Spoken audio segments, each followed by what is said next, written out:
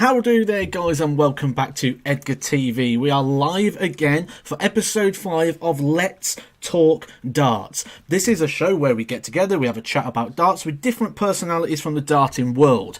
Now, we have had players on. Last time we had Dan Dawson. We've got other members of the darting world coming on, giving us different angles of professional darts. Today is one of those days we look at darts from a completely different angle again. Today we're going to look at it from the angle of a manager.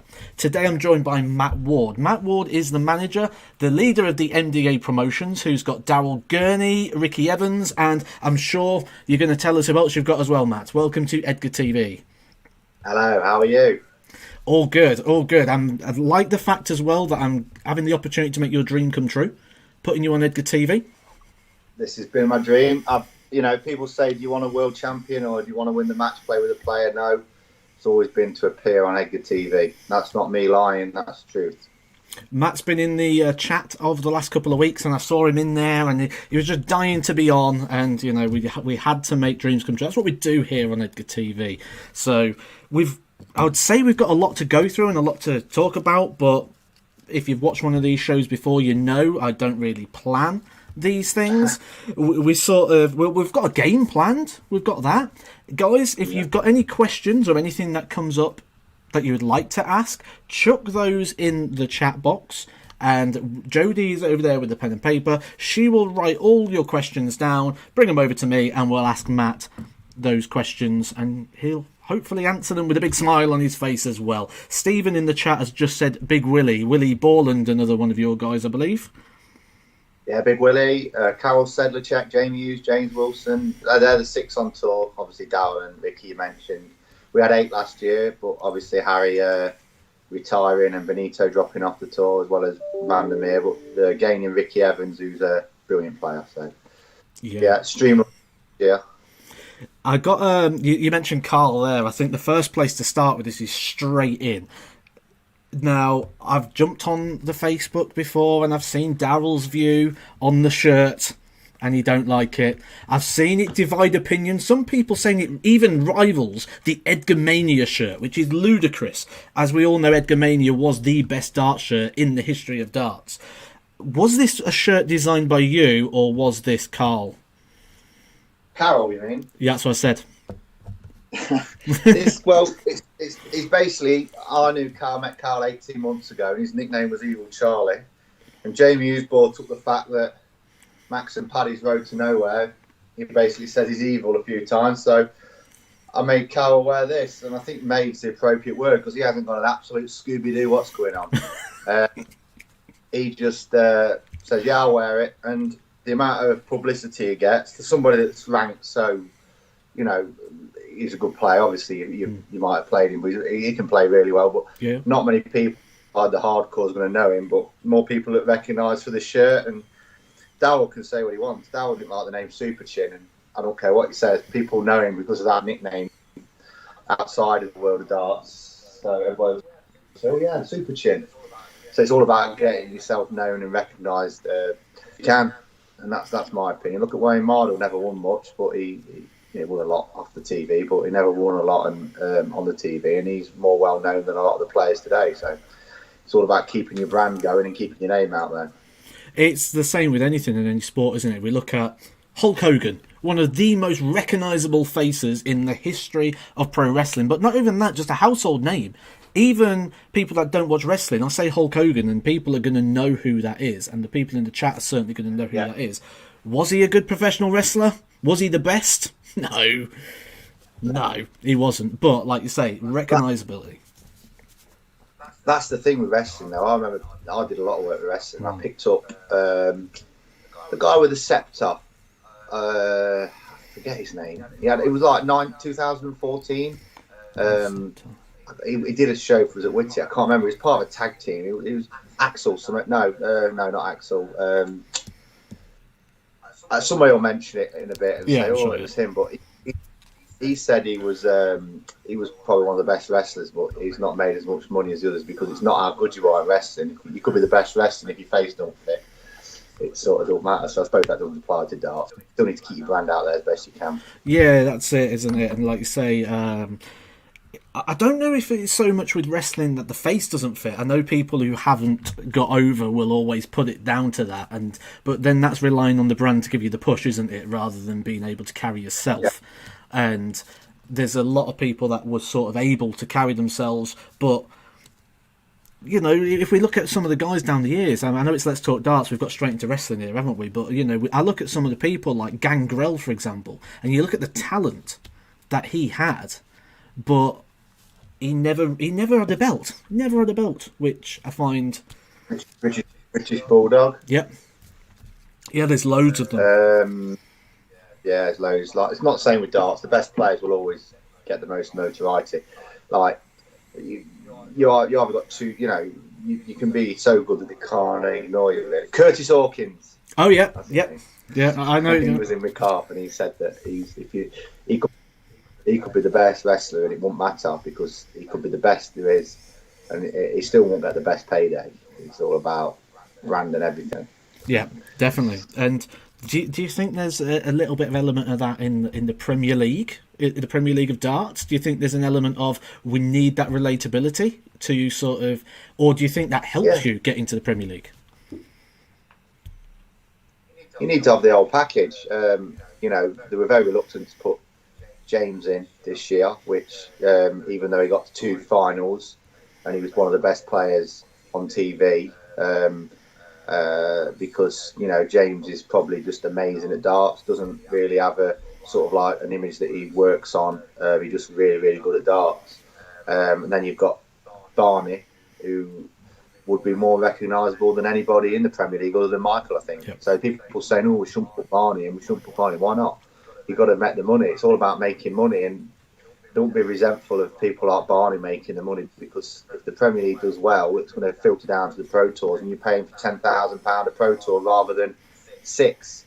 So it's all relative that if darts is more global because of the names, that you get paid more. So never be resentful of these guys. Phil Taylor came back to put him straight in, because Phil Taylor's bigger than anybody in the world of darts. It's just facts. It's just pounds and pence, and you've got to put people that are marketable in. I know you're a big fan of the channel and a big fan of Edgar TV, and you might have seen the other day that I actually did a video on this saying, is there a face of darts anymore? And sort of with the regular winners and things, you know, what before made the face of darts was the amount of TV time you got from being a regular winner, like Phil Taylor. Phil Taylor was all the biggest viewing numbers are finals, semi-finals. You know, that's where the big viewers come in, which is where you make your household names if the same person's appearing in that on a regular basis. Now, without that, do you see what we've got a face of darts? Because, like you said, Barneveld could come back and jump past a lot of people on that recognisability factor. Who's number 1? Gezi, Van Gerwen, and then Wright, and then Force, sort of like a mix between Cross, Wade, and Smith. Yeah. So Barney had jumped all of those, bar Van Gerwen. Yeah. For recognisable, I've toured with Barneveld when we've done exhibitions, and he gets recognised all the while. We've had the 80s was the Bristow dominance, 90s, 2000s and 2010s was Taylor. Michael took the mantle on in 2013, and I don't think we have got a face of darts now. I think nobody will ever be as big as Bristow, because there's only 4 channels back then. We've got so much choice now. Bristow will always be the biggest name in darts, in my opinion, closely followed by Phil, then Michael, and then Barneveld. That's my top 4. So before we get really into the nitty-gritty and have a look through your players and have a look through all this side of things, is there anyone at the moment now, because you're one of these guys that prides themselves on being a bit of a guru of darts, a very knowledgeable man of darts, and one of the chats I remember having you was quite a few years back, and we had a chat on the phone, and I remember it because I was at the football club at the time, and we had a chat on the phone, and it was at a time where Dean Winstanley was flying high and Stuart Kellett was doing well, and you said to me, watch Daryl Gurney, he is better than all of them. And I've got to say, it turned out to be right.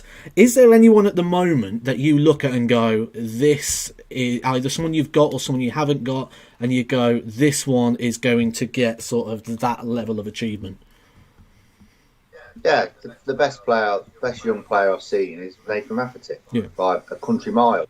He absolutely smashes anybody on the young players. People are talking about Adam Gorlas, who's great, Keane Barry, who's great, that Louis Williams. They're the three teenagers. I know Nathan's 21, but Rafferty, talent-wise, is better than all three. But the thing was with Daryl was he had the eye of the tiger and the determination and selfish.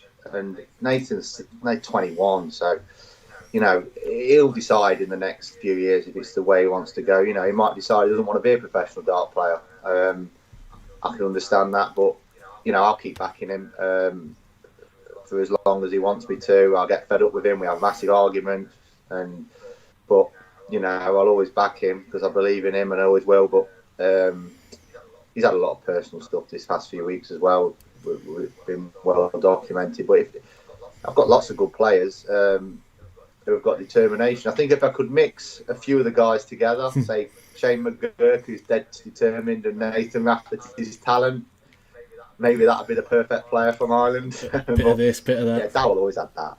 He was ridiculous. Yeah. When Stanley and Kellett was 32, and I've always said, nah, Dowell's just next level, but he was too worried about losing me money. Because back then it was 2014 and it was probably costing me from him own. He was losing first round. And this is when it was 200, 400, 600, 1,000, not 5,000, 15, 22. Yeah. So for me to make my money back, Dowell had to be winning boards. And he wasn't winning games. So he was sort of getting worried about that. And I remember speaking to him just saying, don't worry about that. There'll be a time when you're moaning about how much you're giving me. And to be fair, he never has. So yeah. you've got to pick players and you've got to believe in them. And sometimes your belief gets tested, to be honest. And it does get tested quite a lot. It got tested quite a lot with Daryl, where you thought, is he going to do it? But you've just got to keep believing that you're right and you know enough about the game. And I'm not a mad magician, or any manager is. You're an administrator, really. You just you take the pressure off, and sometimes you get lucky and sometimes you don't. It kind of leads me to my next question, actually. Obviously, I'm quite big on social media, so I get bombarded with a lot of questions, and there's a lot of things that come up quite regularly. One of the questions I think would be great for you is sponsorship. A lot of people are always looking for it, and I always get messages, how do I get a manager? How do I get sponsorship? From your point of view, if you're looking to sign somebody on or you're looking to take someone into your team, what are the qualities you would look for in a player, both on and off the board, able to sort of tweak your attention? It's difficult, really, because if they've made it through Q School, it's got so big now. I mean, I was probably one of the second or third people to do it. I mean, Jason Tame was up there, me, Roger, Macca, sort of started at the same time. Nowadays, if they've gone through Q School, they've probably got somebody. You sort of have to invest with them at the right times. It's difficult because they might be good at darts, but they might be complete idiots, and you don't want to really deal with them. I've got to like them. I mean, I don't like the word team because none of my guys are in a team. Yeah. I just manage them, and they don't sit together. They don't have to sit together. It just so happens they all like each other. But if they didn't like each other, that's no problem. But qualities, you just got to be good at darts. Then you get to know the personality. But the problem is, by the time you've got to know the personality, you've probably be gone with somebody else. So sometimes you might take a risk with a player and you think, oh, I don't actually like him. That's not happened yet. Yeah. But we've had relationships run out as things do. Things come to a close and come to an end, but that's just life. Everything has to come to an end. But yeah, just got to be really good at darts for a start, and then you sort of learn more about it. But it is getting like football, where you're looking towards the younger players because the older generation is sort of already got. There's not many in the. There's a lot more. I mean, like Ryan Searle, I don't think has got anybody. He's a brilliant player. Gerwin Price, his wife does it. Peter Wright's wife does it. I do think when you do need a manager, when you either need the money, financial responsibility at the bottom of darts where you can't afford it, and when you get to the top, it's difficult to maintain everything because you don't want to be booking flights. You want that taken away, and you don't want to be looking at emails and dealing with some things that the PC have sent you. So, Darryl just wants to know where am I flying to, who's picking me up, where am I staying. Cheers, mate. All the best.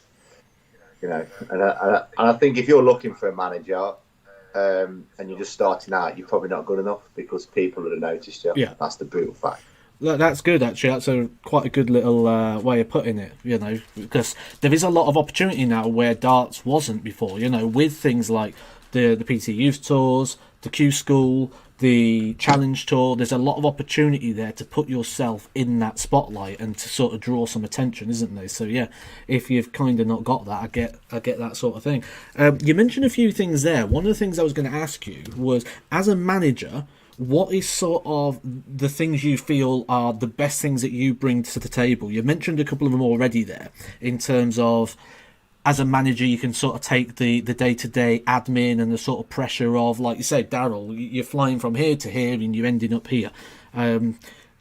What other things do you sort of look at as a manager? Because obviously you've just recently taken on Ricky Evans, as we mentioned, and I watched the interview you did with Ricky Evans. He said there's a couple of things you're going to work on. I get that you might not be able to tell us all the things you're going to work on, especially due to the fact that I'm a rival player. But what are the sort of things that you look at when you take a player like that on and you go, right, how can I take them to that next level? Well, Ricky is so well known because he's got a good gimmick. Yeah.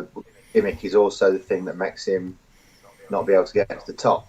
So it's difficult. You have to mix the two there because Ricky is more well known than a lot of players above him. Now, I'm trying to think of somebody who's like 12th or 13th without being disrespectful to somebody. Ricky is probably more well known than people that have won a few things.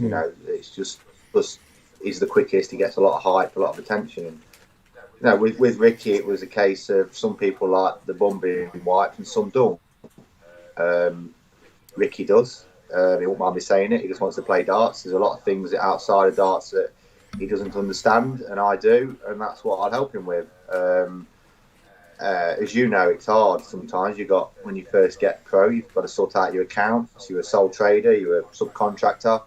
Some people don't think they have to pay tax, so you have to lay this down and just help players. I mean, where I've helped Daryl outside of darts as well is obviously between the years 2017 and 2019, Daryl earned £1 million.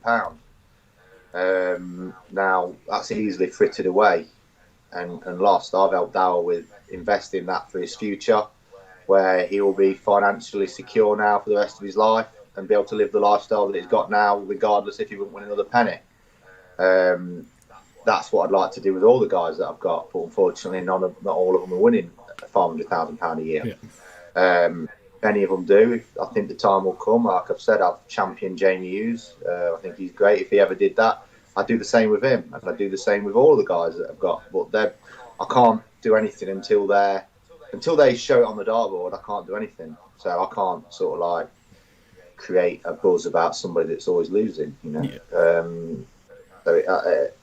There's a lot that I do. There's a lot that it's all administering roles really, and a lot of moral support as well. Because there's been some very big lows with Daryl and other players where there's been tears and they wanted to quit, and you sort of have to just shake them and say, no, come on, we can do this. The dream's going to be there. There's been 3 or 4 times, even since Daryl has been up the top, that he's doubted himself, and you sort of have. This last year, if you notice his form from July to December, it was terrible. He was one of the worst players. He averaged 80 before he played the Worlds against Rids. It was terrible. And you're on the phone to him, and you get a close relationship with the guys that win because you're with them a lot. There's some guys on the Challenge Tour, Scott Hope and people like that I don't really know because I'm not with them, especially with Corona, that you don't have a good relationship because you're not talking, because you're not with them all the time, because they're not winning. So it's difficult. That was sort of the thing when Dow was coming up to the fore, and obviously Dean Winstanley was dropping a bit.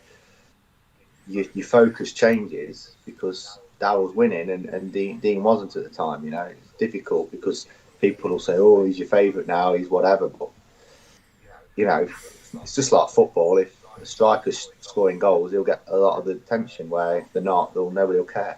Yeah. Yeah, we used to get You know? used to get the same like in boxing, don't you? The guy who's going to do all the matches gets obviously the time with the coach in training because obviously he's the guy who's going to have a fight on Saturday or the following week, so he needs that attention as well. So yeah, I get what you're saying with that, especially. Yeah, it's harsh. If you get too many players, yeah, it's very difficult. What? Very difficult to spread yourself equally. So you're not sort of like getting the burden on. What would you say sort of is a manageable number so you don't get those clashes and you don't get those, oh, he's your favourite, he's that. What sort of is in terms of the Pro Tour, what would you say is a manageable sort of squad? Eight, really. I mean, eight's good because I think it's just about right. Eight. I've noticed I've had 11 on there before when challenge tours come on, and it's very difficult to see everybody because I don't go everywhere. A lot of other players do, and managers do, and I applaud them. But I've got a young boy, so I can't go everywhere. But eight, I think it depends what levels you've got, and this is quite funny because say you've got 2 top players or 3 top elite players. When I say the elite, I mean the top 8. Yeah. So they're in the Premier League, World Series. They're going to be playing each other a lot, so it's going to look like you might be taking sides. I've never had that problem yet because Daryl's been in the elite, and Jamie Hughes, Ricky Evans, and James Wilson, them kind of players, Benito, have always been a level below. In terms of promotional wise with the PDC, they won't mind me saying that. I think once you get to winning TVs in the Premier League, you're classed as the elite. So I think if you've got 2 players in the elite, it might be difficult because they're going to play each other a lot. So if they're in the Premier League together, they'll play each other a lot, and then you're going to be happy for the winner and gutted for the loser. But you're sort of prepared yourself before going into it that one's going to win and one's going to lose. So you've come to terms with that. But the results up in the air, so you don't know if it's going to be who's going to be sad and who's going to be happy. Yeah, definitely. It's difficult. Yeah, I've always wondered how that situation pans out on the manager side of things, where let's say you've got 2 players in the final. Obviously, you want to stand and have a photo with the guy who's won it and what have you. Never. I'll be down there with a cigar like that. I don't really care. Just counting the pennies. Never happened, yeah. Right, so before we get to the questions that Jodie's writing down, we have mentioned that you like to think you're a bit of a guru of darts. I'll also let you know as well in the chat box right now, Harry Ward and Johnny Bryan are sort of having digs at each other, 2 of your cronies. Sort of having a pop. But what we're going to do, we're going to play the game that I invented when we had Dan Dawson on, which is... Jodie, have you got a name for it? Can we call it something? What's that? The thing where I look on Wikipedia and get like achievements and then the guest's got to guess what it is. No, but maybe we should. Right, we'll call it something at some point. So, chat box, you guys can join in as well with this. What I'm going to do is I'm going to read out the achievements of a player. The World Championship of achievements of the player will have dates. Nothing else will have dates with it. If you think you know the player, chuck it in the chat box. We'll see if the chat can get it right. We'll see how many Matt can get right. There are 4 in total. How many do you think you're going to get out of 4? Oh, no. 2. It's gone 50-50. I like that. Sit on the fence, straight in the middle. So I'm going to make myself look silly now if I don't get some of these. Come on. I'm sure there'll be people in the chat that said you've done that many years ago. But so, World Championship. This player reached the last 16 of the World Championship 4 times. In 2000, 2001, 2004 and 2008. So 4 World Championship last 16s. He has had... Who was 2008 was the John Part year, yeah? Yes. Okay. So, other achievements they've got. Twice a World Match Play quarter-finalist. 4 times appeared in the Grand Prix of Darts, making the last 16. The last 16 of the last Vegas Desert Classic. Reached the last 32 of the European Championship. A 2-time UK Open quarter-finalist. So there's another big one to jump on. 2-time UK Open quarter-finalist, 2-time World Match Play quarter-finalist, and also the last 32 of the Players' Championships. Osborne. It's not. You get 3 guesses, so there's 1. Osborne was actually runner-up at the UK Open. Oh, So a 2-time UK Open quarter-finalist, a 2-time World Match Play quarter-finalist, 4 last 16s at the Worlds, last in 2008.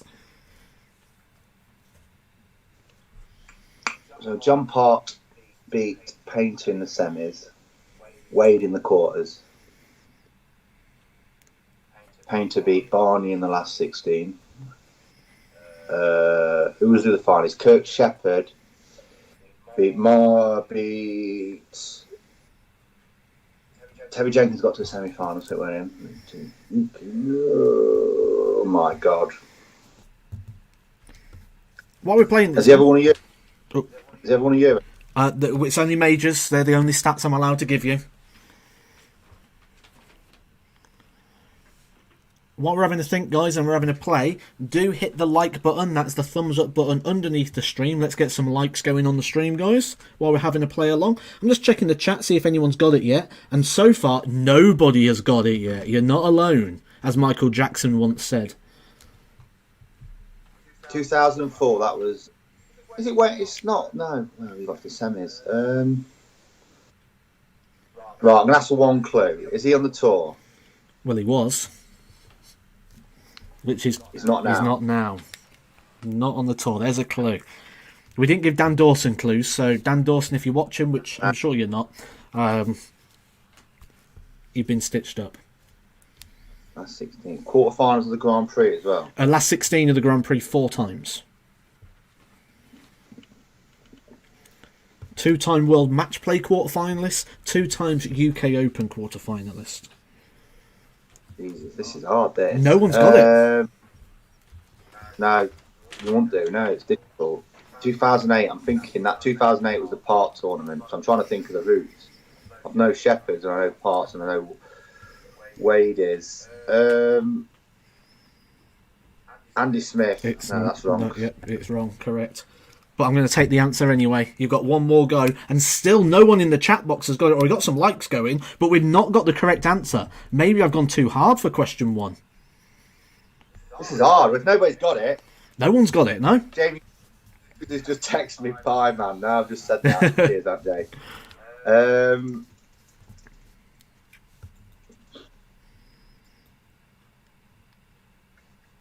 Can't think who's dropped off the tour just lately. Remember their last run in the last 16 of the World Championship was 2008, so it might not have been a recent drop off the tour. No. Is it Steve Mase? It's not. And that's your 3 guesses gone.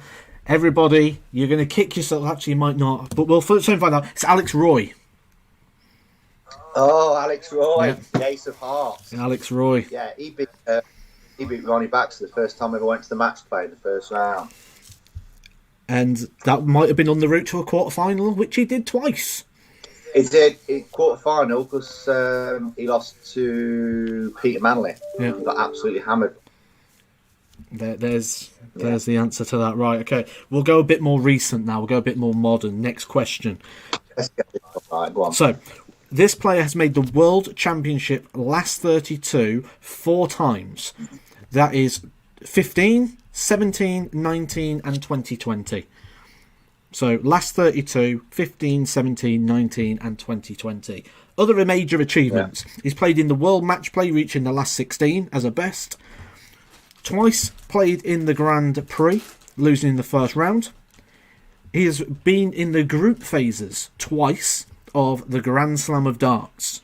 Here's a big one. European Championship semi-finalist. Twice has made the UK Open last 32 and twice has made the last 32 of the Players' Championship finals. So the European semis. European semi. Quite a recent player in terms of that last 32. So he's gone past the seeded round at the World Championships. 2 years, but then missed it this year in 21. Last 16 of the match play, so he's won a match play game, obviously, within that period of time. Mm-hmm. So some good clues there. Yeah, we'll get this one. The chat's got it straight away.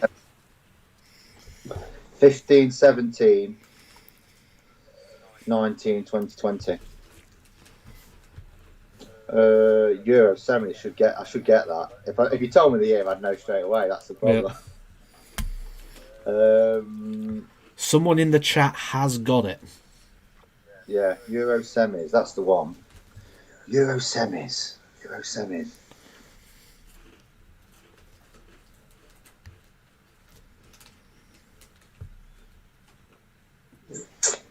"2020. This is World Match Play. So he's qualified for the match play and won a game. He's won a game. That should give it away as well. Match play. Last 16.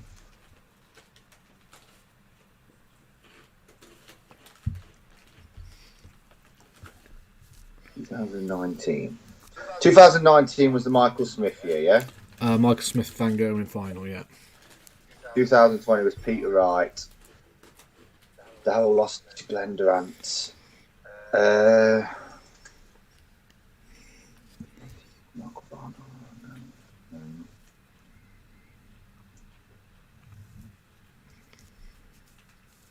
Is it Alan Tabbitt? It's not Alan Tabbitt, no. No, he didn't qualify. I don't know. I've said that. He didn't qualify for 2020. He did. Who for the Grand Slam? Twice at the Grand Slam. Yeah, I know. Yeah, I see it. Yeah, Never got out of the group, though. Oh, God. I'm usually good at these as well. It's like one of them game shows, isn't it? It's easy when you're sat at home and you can just... No, it weren't. It was dead hard when I watched Dan do it as well. I hardly got anybody there. 2020. This is doing me head in. 2020, the World's Field.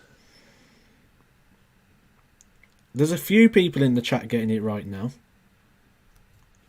Yeah. I've seen it pop up a few times.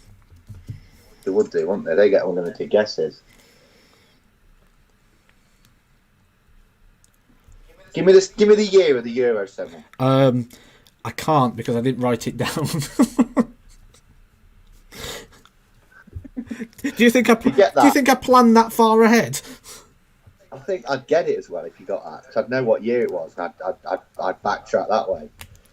Oh, there's loads getting it now. There's loads getting it.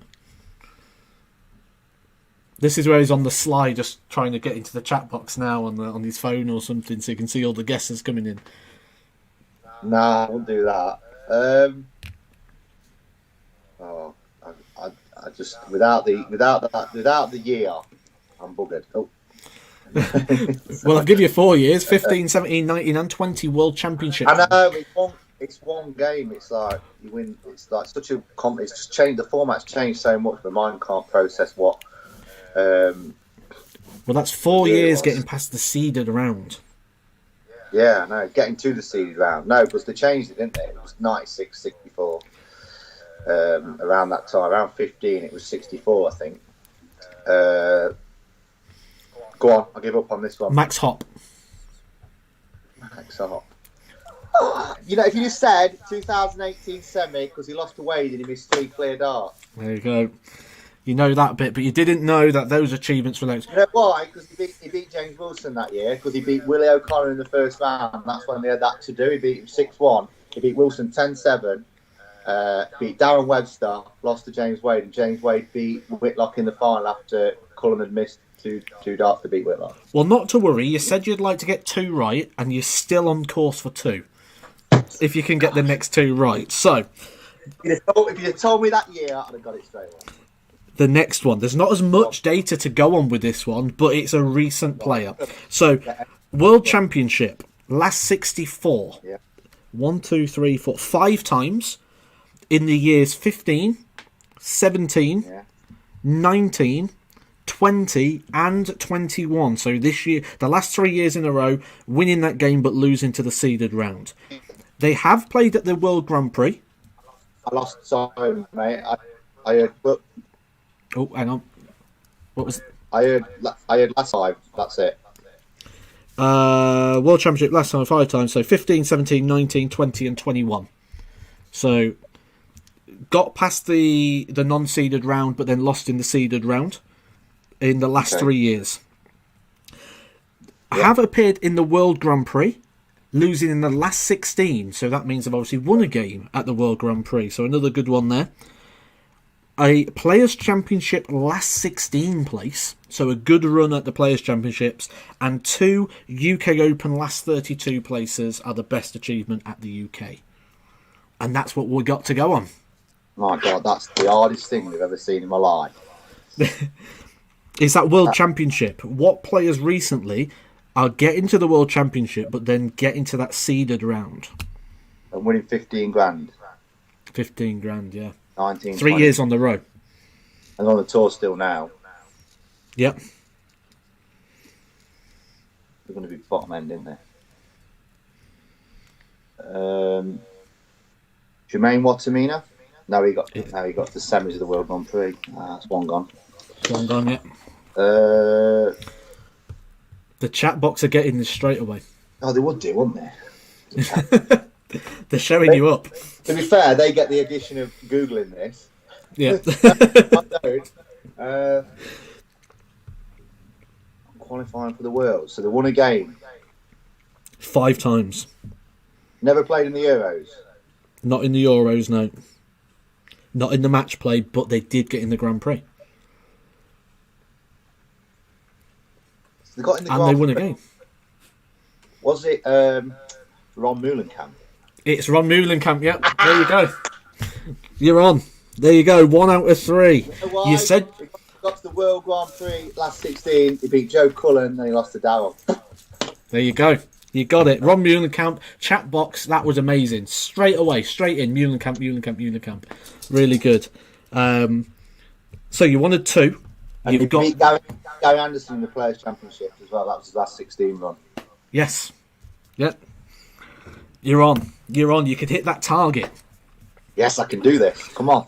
So, the next one, I've got lots of stuff for you, Ooh. but it's quite a spread. So, the best performance they have done is the World Championship quarterfinals Yeah. What in year? 2007.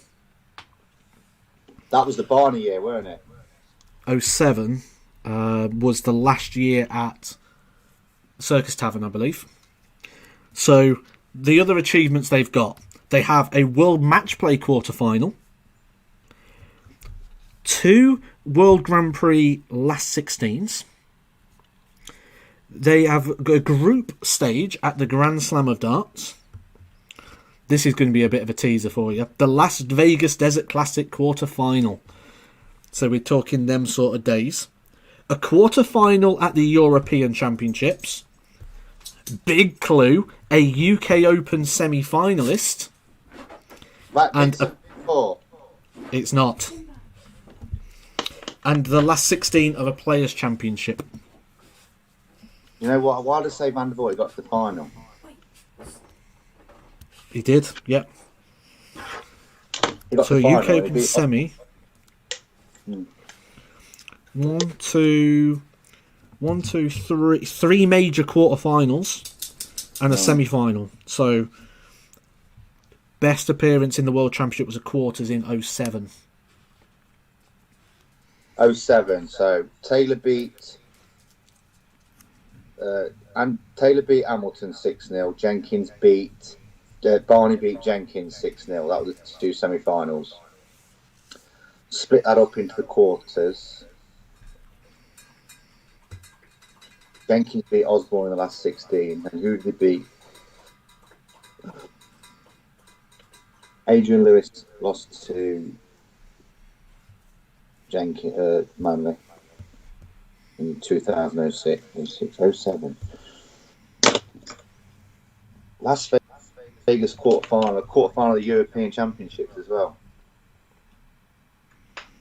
Yeah. 1, 2, 3, 4 quarterfinals and a semi. Is he an old fella? Well, if he got to a quarters in 07, he's going to be. He's not going to be a spring chicken. Was it Bob Anderson? It's not. It's not. You thought you had that there. I could see it on the face. I thought he's nailed it. He's got his 2 out of 4. He got to the semis. No, he got to the semis. Why did I say Bob Anderson? Idiot. 07. It's the Barney year, wasn't it? Last one at the tavern. There's Taylor. a little bit of something coming through here in the chat saying they can't believe you know all these details of who beats who in all these years. Yeah, I know. That's what I thought he was going to ask me. I get all them right. Yeah. '07. So Barney beat Jenkins, Taylor beat Hamilton. Who did Hamilton beat to get to the semi-finals? That's what I'm thinking. That's who it was, either Andy Hamilton or Jenkins. Who did they beat? Chat box has nailed it. Jenkins beat Adrian Lewis, so it weren't him, obviously Lewis. So it's who Hamilton beat in that quarter-final. Darren Webster? It's not. And that's your three guesses. So you got 1 out of 4, 25% ain't too shabby. The answer is Alan Tabern. I said him earlier. You did, and I thought he might have been on. I thought he's got Tabern on the brain here. He's going to nail Tabern's achievements, but no, Alan Tabern was the correct answer. Chat box again, well done. Loads of in there. 16 to beat Chizzy in 2011, and Chizzy missed 11 match starts. Right, guys, I've got your questions here now, so I'm going to start going through some of these because I realise that my waffle's gone on a bit longer. So we've got loads of questions in here. I'm going to work my way through them, and Matt will obviously answer as many of them as we can. So, Osty TV, we're up with him first. Osty has asked, what is it like managing players like Daryl Gurney?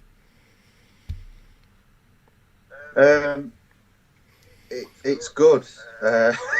You get to see the world and get paid for it, really. Daryl's got no ego as well, really.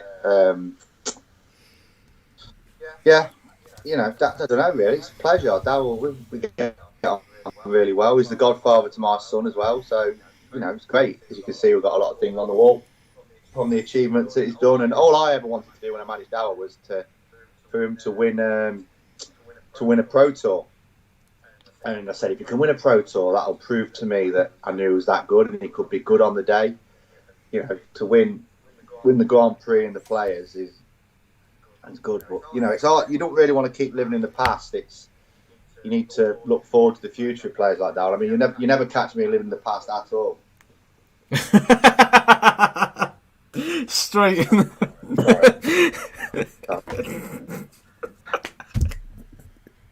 Oh, that was perfect. Let me pour that in a glass because I don't want to get this. There we go. You've had that prepped, haven't you? Like all week you had that. No, not at all. Smooth that, man.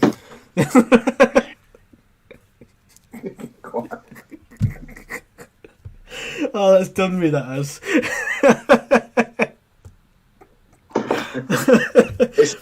It answers the question. It's an absolute pleasure. Oh, wow. Yeah, the chat box is loving that as well. There's just some things that just get you. That's one. City League Darts has put, what's the deal with James's nickname? I'm guessing this is James Wilson. He's put Dodger, Biscuit, what's the reason, and where's he going with the biscuit theme? I don't know. He said to me, he was a jammy Dodger, and then he goes, I want to change the Lethal Biscuit. I went, all right, James. And he goes, I want to change it back. So I did. I had no input into James's nickname. The ones I've chose is Daryl's, Daryl and Willie's the ones that's on tour. They're the only ones. So you got Big Willie and Super Chimp. They're the only ones I've picked. The rest have good nicknames. Rapid, Yozza, and Carol. Carol's just, he don't understand a word I say, so he just does what he wants. I'm still giggling about that last bit. That was just brilliant. James Wilson, for me, is one of those people that has just got a really infectious laugh. I don't. It's almost like someone says, like, "Oh, who's the funniest on tour?" And I say, for me, one of the people is James Wilson. Not because what he does, but when he finds something funny, I start laughing with him. Like, his laugh is just like an infectious one. It gets me every time, all the time. Just imagine James Wilson being like the policeman that comes around and tells you like your dog's died or something. You know, it'd be terrible. It'd just be awful at it. You have to take him and do an office job. Oh yeah, he couldn't do anything serious, that guy. That's for sure.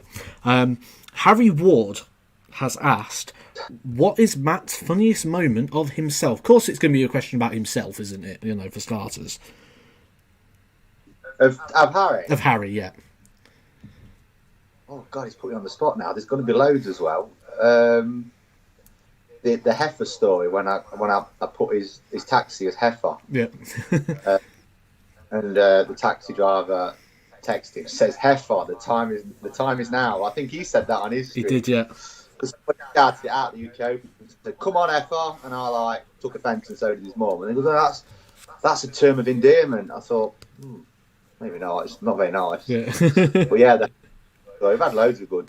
When he shared with Rafferty, and it was when it was cold in the UK Open.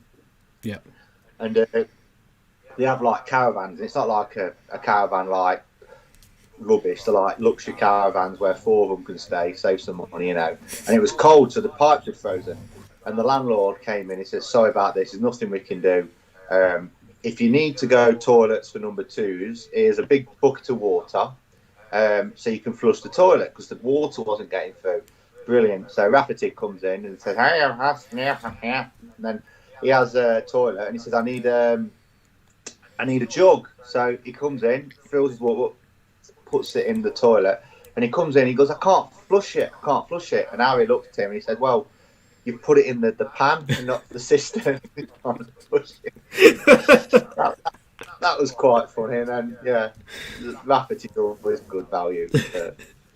Harry, I miss Harry, really. It's a shame he didn't play, because we had some good times with Harry on planes, and obviously winning the Pro Tour of the Worlds, and going to Nando's before the Worlds, having a few drinks with his dad, walking through London. That was nice. Graham Worsley, I'm interested in this question as well, because I know you're very big on your sort of memorabilia and your nights and your wrestling nights or your darts nights or your different sports nights that you do. I said, what is your favourite darts or sporting memorabilia piece that you own? Darts or sport? Well, I'll take you through. Let me see if I can get it up here. So these are the players' stuff. That's when Jamie won the Prague. That's when Harry won his Pro Tour. You can just see behind that, that's when Daryl won. Can you see that? Yeah, we got that, yeah. Daryl won the Grand Prix, then we've got... Oh, I like that. Yeah, that's nice. Nicely presented as well. We've got the Daryl Premier League in 2020, the semi-final. His first Premier League. Got Rafferty's shirt there where he beat Peter Wright in, and that's the Pro Tour that Daryl won when he beat Aspinall. That's the board. And that's all the Rocky people, Stallone, nice. Drago, Tommy Morrison. But the best one I've got is the Daryl Gurney won the board where he players champ got the dartboard. So that's like the best memories I've got. I'd have to be in serious financial dire straits. Yeah, I can imagine. There's some good because there's nice memories attached to memorabilia as well, isn't there? You know, there's a lot of sentimental value. Yeah, that is. I mean, I keep all the trophies. You know, I've got the 2 major ones here, and I've got Yozzers and Dowels and Europeans up there. So hopefully we had another one in the next. Because it's been a lean 12 months for everybody at the minute, hasn't it, with this COVID malarkey? Yes. Ethan Packard asked, "What made you want to get into management?" I don't know. I don't know. I lost my job when I was in 2007. I was a plumber, really bad at it, terrible. I lost my job, and then I went to the Premier League. 07. It went at Sheffield. Taylor was playing Barney, and Barney was 5-1 up and lost. And I saw a card, picked up Paul Booth promotions, book Adrian Lewis on tour. He was like Adrian's tour manager at the time. I never knew Paul, so I rung him up. We organised an exhibition with Adrian and Raymond at the local working men's. And then it went from there. I did events, then we did bigger events, and then Justin Pipe on Facebook messaged me wanting to be in one of the events, and I said, "What do you mean you want me to manage you?" And he goes, "Oh no, I wanted to be in one of the events, but I'll be up for you managing me." And that's when we did a deal with Justin, and then Justin skyrocketed.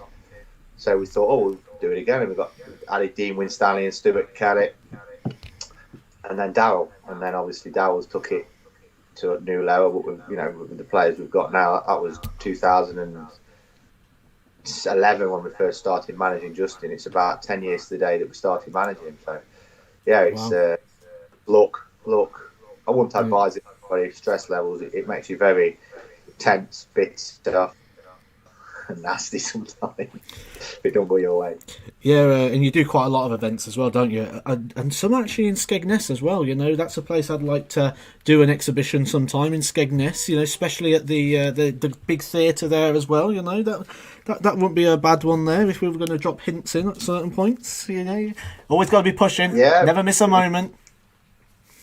We used to do them. That's a good story with Harry as well. I booked his hotel because he was last minute added to play Barney, and he says, "Where's the hotel?" I said, "It's in Skeggy." I booked it on Booking.com, and it said Skegness, but I think it was Cleethorpes or something. It's about 30 miles away. He says, "You booked me in Cleethorpes," and I was so busy. I went, "Oh, sorry." So it's like it was the worst hotel as well. Yeah. I just saw pictures. It was terrible, but he had a good time. He had a few drinks, so I don't think he was bothered. It was his mate that was driving, I think. Was you a bit miffed that night because obviously you booked Barneveld and the Skegness crowds come out to see Barneveld, and Harry beat him in the first game, so they never got to see Barneveld for the night? That was my fault, really, because I'm looking at it through two lenses, like manager's lens. I'm thinking, I want Harry to play Barney in front of a crowd to get ready for the Worlds. He hadn't played on stage really. So, but then I thought, from a promoter's perspective, it's the worst thing. You should keep them apart. So it would have been better if I could have guaranteed them both in the final. But yeah, it was a bit of a silly decision. But I just wanted to get Harry used to a crowd. There's about 800 people there, so it was a real tight crowd, and it would have given him loads of experience as well. Yeah. So that was the thinking behind it. Mark Yule has asked, is there any player that you would like to have managed that either got taken by somebody else or it just didn't work out with? Who's the one that got away?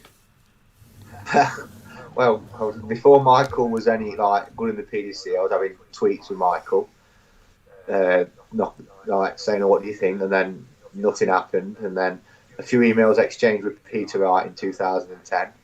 And these were going price, just the world's top three.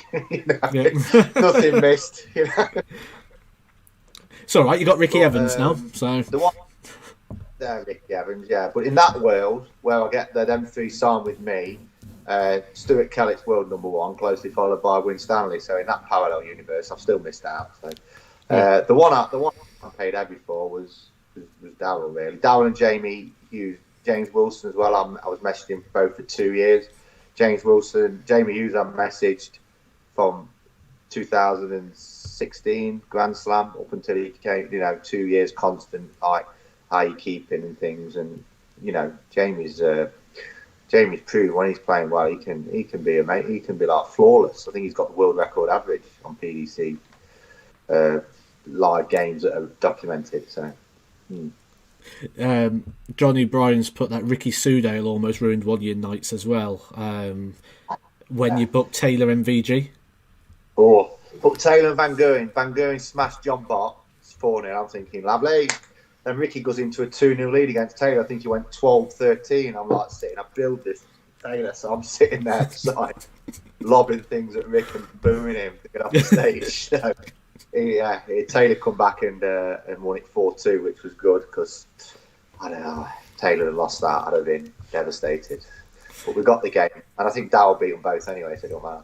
There was an exhibition I did once, which was like an 8-man tournament, and it was that same sort of thing. So they set it up for Phil Taylor versus Andy Hamilton final because it was in Stoke, and it was. I remember that one. Yeah, the big bingo, or was it?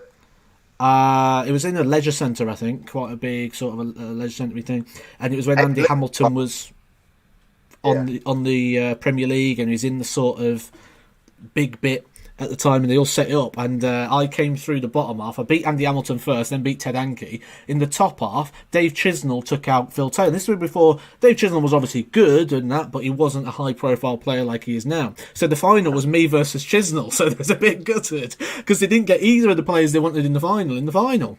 So... yeah, that's the problem when you've got hungry players that want to prove a point and players that are on fees that don't really that bothered. You know what I mean? You and Chizzy wanted to prove a point, and I remember booking Chizzy for an exhibition at Whittick, and Kellett beat him 4-0. He'd just come back from the Premier League, and Kellett smashed him 4-0. Just funny. Yeah. I suppose you get all these sort of things like the Ricky Sudo one nearly taking out Taylor. Like you say, just would you have done the old the Vince McMahon come on stage? Right, okay, we're just going to extend this into a first to 10. Well, yeah, like sitting there, done both my quads on stage, pointing out. No, I don't. Restart the match. I was sat in the tiered seats, just praying. So that was the biggest show I've done there. It was absolutely rammed. It sold out 3 months before. It was so busy. It's unbelievable. It's crazy. It seems like distant memories now. So sad. Hopefully we get back. Adam Hinchcliffe has asked, which player that you manage is the funniest?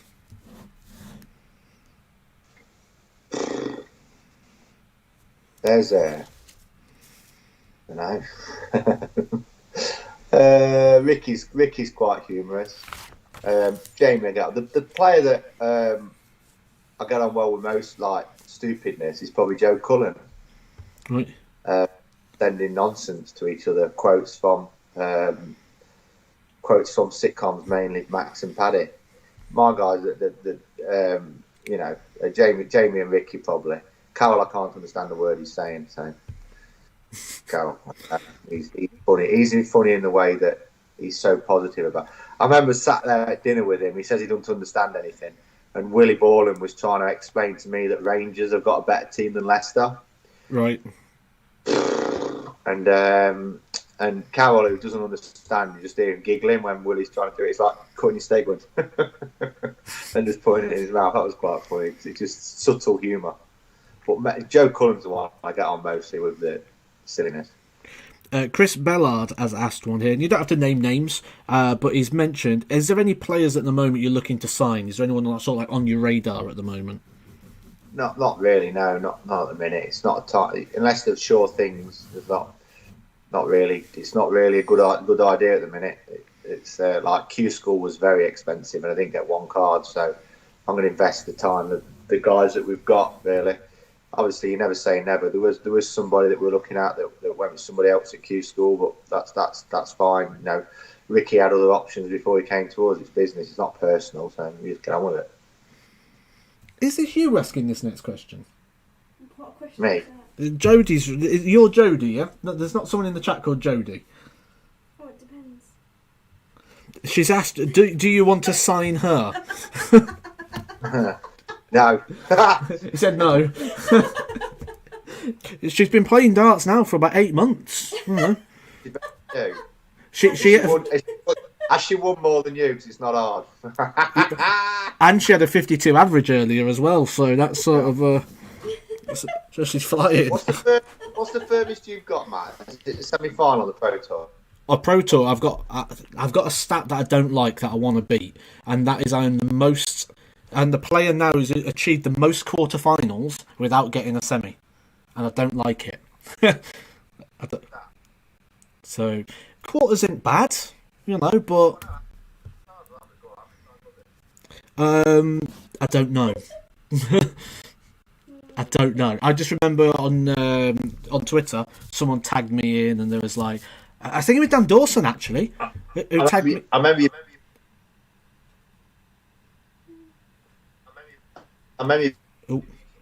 beating Daryl. Oh, we're just breaking up a tiny bit.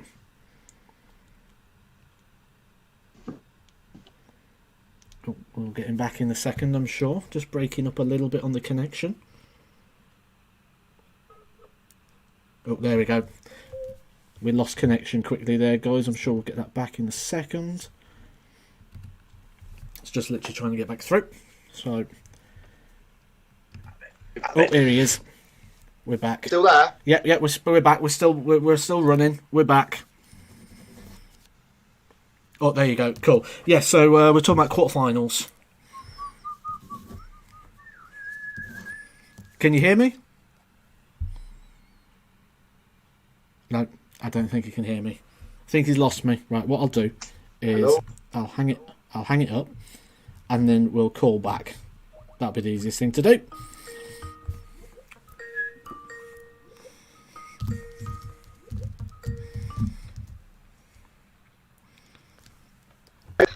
Hello, have you got me now? I have, yeah. Yeah, cool. We're back on. Yeah. So we was on quarterfinals, wasn't we? We're saying now on the most capped quarterfinalists without getting past the semis, which, let's say, I want to try and beat that. That's pretty soon. Go and get past that.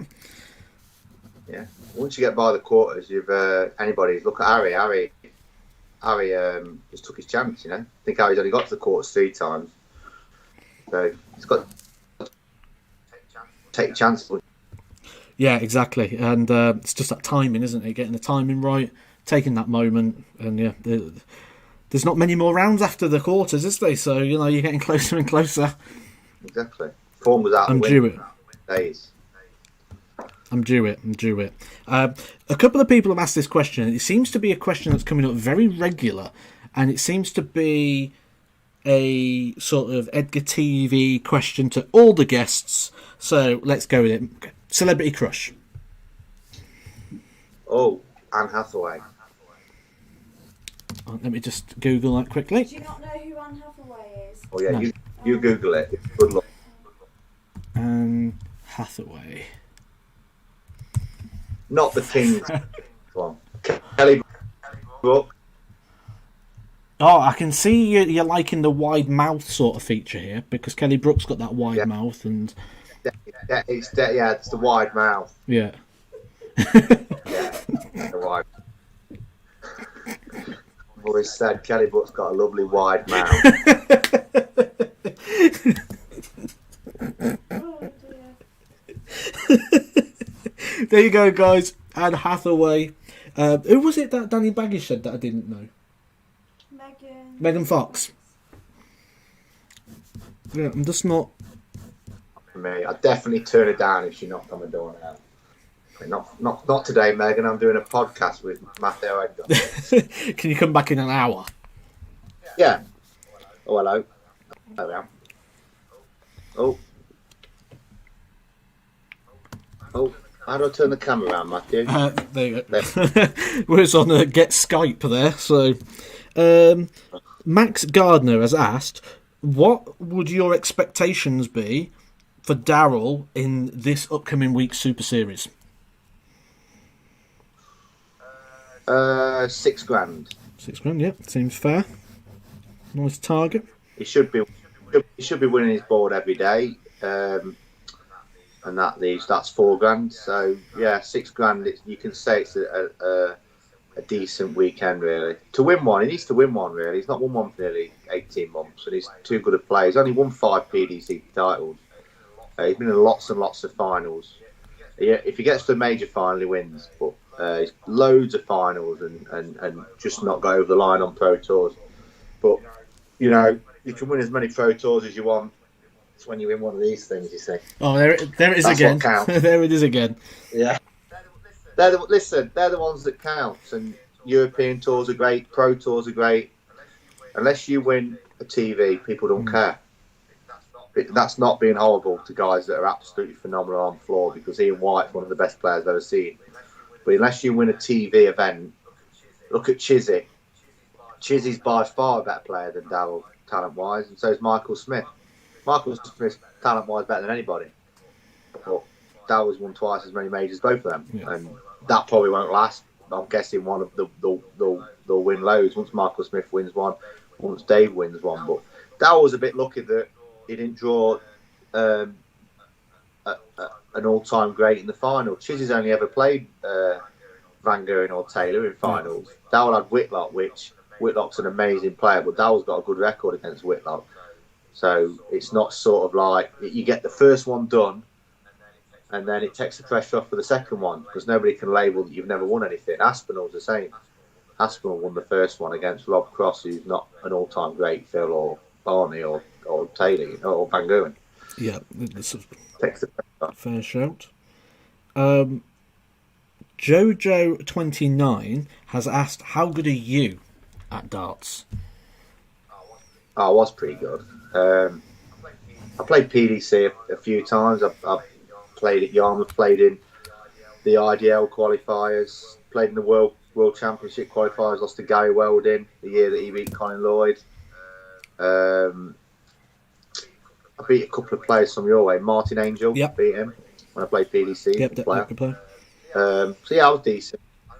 I just gave up though. I just gave up. I started going out with a girl and just stopped playing. Though I tried it again. My fingers were all over the place. Weird. That could have been taken the wrong way, couldn't it? Well, my grip had gone on my arm, and I'm throwing some lovely Benito van der Pas darts at the minute. So, Big Ben. Have you got the next round of questions, darling? Or have you stopped writing them down? I've only got a couple so far. Cool, bring them over. Let's have a look. Apparently you look like Tyson Fury. I bet you'll take that. Hey, there's no man alive that can beat me. I met Tyson Fury a few times. His dad's quite scary. So I just spout nonsense a lot of the time. I might be dead like him then. Have you? Are you planning on going back into that once COVID's passed and everything? Is it going to be more events, boxing events, wrestling events, or is it full on darts now? I haven't really thought about it. I've not planned anything because I'm not sure about. Are we going to be allowed to do meet and greets? Are we going to be allowed to? Do people get close? Players that are sort of like the wrong side of 50, are they going to want to do meet and greets? Are they going to feel safe? Small time promoters like myself, Jason's bigger than me, but I mean, when I say small time, I mean, I haven't got like a TV deal where they can get income other than tickets and income generated on the night. Aren't going to be able to afford to put the safety measures in like the PDC will be able to, because they've obviously got big time sponsors and TV contracts as well. So until the meet and greet is back and we've got 100% crowds, because I'll sometimes work on a 60% or 60% profitable. If you're half that, I can't even make profit, even if it's sold out. So yeah, there's interesting times coming in, Yeah, I suppose that's just one of the things we don't know. Hopefully when June comes around, it's all cleared up and we can get back to some form of a normal life. Fingers crossed, but then you need 6 months to promote it. So I think this year's sort of like wrote off for me, which is, whatever, it is what it is. Yeah. What's that question? That top one? I can't. How am I so handsome? No, it definitely wasn't that. I skipped past one that remarked on that because I didn't want to bring it up, but. Go on. No, come on. Let me go. That one. You've sort of merged all the letters together. Oh, opinion on Matthew's list of nicknames? My list of nicknames. I don't know, that's what just someone put in the chat. Because I do have an endless list of nicknames now. Yeah. Yeah. I like your shirt, your Edgar Mania shirt. It weren't as good as Carroll's, but it was good. It won Shirt of the Year. I know it did. Yeah, well, you've got 20,000 subscribers that are all just going to vote what you tell them to. See, guys, we're a team. We're a team, the Edgar Nation. We win Shirt of the Year.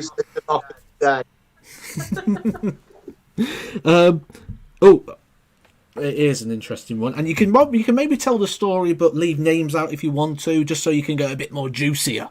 Are there any embarrassing stories from the tour or from players? Oh God, embarrassing. I'll tell you one that I was involved with that was so embarrassing. It was untrue. It was horrible. So, World Championship, Brent Cross. Did you ever play at that World when you were at the Brent Cross? What, the hotel? Yeah. So Kellett had qualified, and he was on the 4th floor. Now he got his dartboard up, so he's got his dart mate on the back, and Kellett, we're downstairs. He goes, "Oh, I forgot my wallet. Go and nip up for me." And me being a general dog's body, yeah, no problems. Do it. I jump up. I can't remember what side. I know he's the last room on the floor, and so you go up the lift. And then you go into the lobby for the floor. So you go one way, they go the other. I said, I can't remember what floor he's on, what room he is, like if he's what side. But I thought, oh, well, he's got his dart mate up. So I go to the end of the room. There it is, the very last door, dart mate up. Fantastic.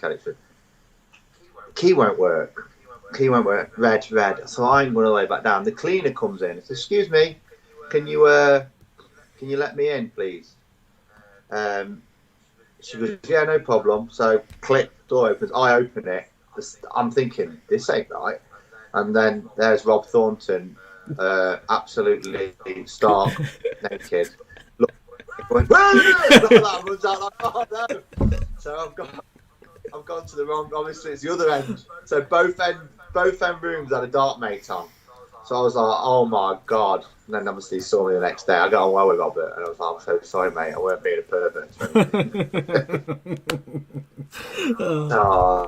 I love stories like that. Few in Vegas as well, which I won't mention. There's this very similar story actually, and again I won't name the names of the person involved, but they got back to the hotel room, and when they got in there, they realised that actually the TV was in shot of the toilet.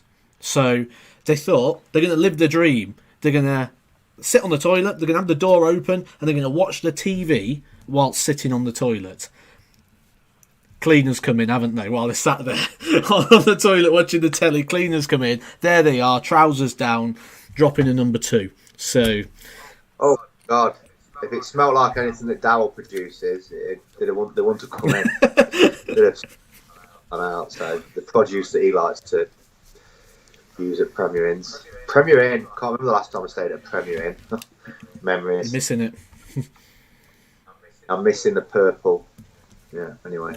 Awesome. So what we'll do, we'll start, because I've kept you for well over an hour already, so we'll start to wrap things up there, I think. So... It's all right. I've got no life. I live a very long distance. This has stopped me from being depressed another night, so thank you, mate. This has been the highlight of your week. And... No, it's been good. I appreciate it. I suppose it's not got much competition in a week like this at the moment with COVID, so... I had a bath on Wednesday. Yeah, I had a bath on Wednesday, so that was good. Yeah, that's it. That's it. See, this is when I thought straight, because I was sat there, obviously watching the news, and Boris Johnson sat there on the telly, isn't he? He goes, we all need to stay at home. Sports cancelled, all this is cancelled. I sat there and I thought, ha! There's nothing on. This is my opportunity to strike, because people are going to lower their bar really low. Yeah. In terms of what's going to entertain them, here's my opportunity. And that's it. Oh, you've done well. 22,000 now? We're just about to hit 24. There you go. That's pretty good. Well, how much do you need to start monetising it, like getting decent wages? There are the questions. We won't go into those ones. Fair enough. I'm the one asking the questions now. Step Brothers, yeah. How much money do you make per year? Step Brothers, I keep meaning to watch that film, but What? I've got this really weird thing that if someone tells me to watch a film, I find it hard to watch it because I feel like someone's telling me to do it. And yeah, if I discover it myself, then that's fine. But if someone tells me, go do that, I'm a bit like, Yeah, it makes it a bit trickier. You need to watch it. It's the most quotable film in the history of the world. Yeah, I'll watch it at some point. At some point, I'll have a look. So, yeah, guys. So a couple of things that are coming up on Edgar TV soon. Next week, we're doing another one of these chats. So we'll be having a guest on, like we've got Matt on tonight. We've got someone coming on from Loxley Darts. One of the owners of Loxley Darts is going to come on again. Same sort of kind of chat like we've had tonight in terms of some of the questions we can have a look at, like what do they look for in terms of sponsorships. A lot of things you see at the moment in terms of the equipment going up in price at the moment quite drastically. We can have a look into that, look into Brexit. There's lots of questions and things that we can do with Loxley next week. Also, I said that there's going to be something coming back soon for the Edgar Nation, those that have been around for quite some time. We are, not next week, the week after, we are going to have a return to 2020 with a special In Bed with Edgar. Not next Sunday, the Sunday after, In Bed with Edgar will be coming back. So a couple of things there to look forward to in terms of Edgar TV. Like I say, thanks for joining us this evening, Matt. No problem. The chat's sending their thanks to you as well. They've enjoyed it. It's nice to look at darts from another angle.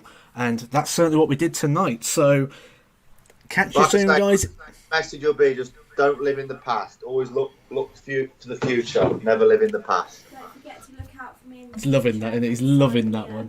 He's loving that. Jodie's chucking. So she's been quiet all night. She normally tries to hijack the channel. She's jumping in there towards the end as well, just chucking herself into the chat. If you are in here and you haven't done so yet, guys, hit the like on your way out. Also, if the button is red, hit the subscribe button on your way out as well, guys. And I'll catch you soon for some more Edgar TV.